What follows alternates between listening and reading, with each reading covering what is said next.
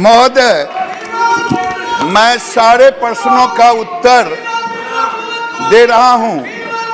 माननीय सदस्य से मैं ये कहना चाह रहा हूं कि सारे उत्तर आपके प्रश्न पट पर रखा हुआ है, लेकिन महोदय मैं आपसे एक विषय कहना चाहता हूं। महोदय, अध्यक्ष महोदय, मैं आपसे विनती करना चाहता हूं, माननीय अधीर रंजन जी नेता कांग्रेस, कि मुझे ठेस लगा है। इनके नेता राहुल गांधी ने 2 फरवरी को क्वेश्चन किया था अनस्टार्ट, लेकिन पांडुचेरी और कोच्चि में जा करके पता नहीं उनका याददाश्त खत्म हो गया। मैं ये कह नहीं सकता। उन्होंने कहा कि ये मत्स्य फिशरी डिपार्टमेंट है ही नहीं। मैं सदन में आऊंगा तो एक अलग से मंत्रालय बनाऊंगा। मुझे अफसोस है महोदय कि ये किसका क्वेश्चन था। ये मैं संवैधानिक प्रश्न खड़ा कर रहा हूं। मैं ये एक संवैधानिक प्रश्न खड़ा कर रहा हूं अध्यक्ष महोदय, कि ये भारत सरकार। दीजिए, आप जवाब दीजिए। जवाब दो।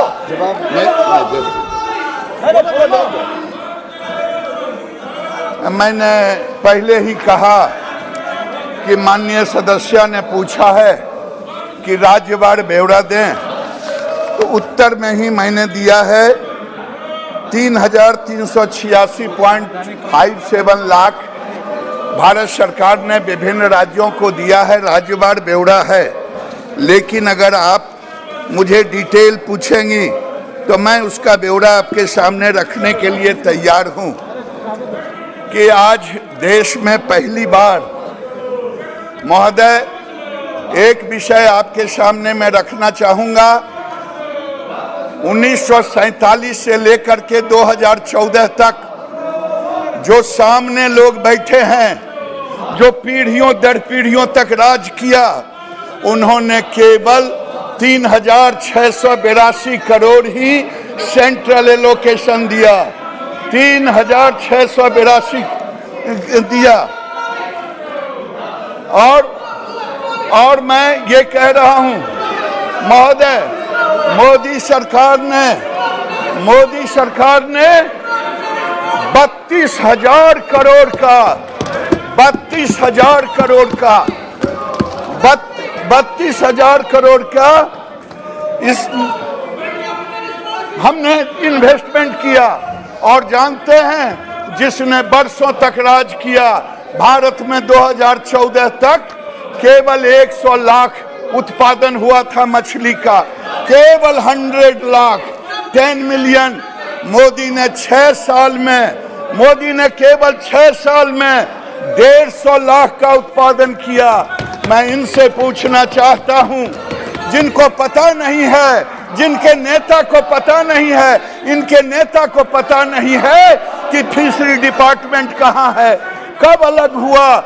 मोदी जी ने 2019 के पहले 2 डिपार्टमेंट बना दिया।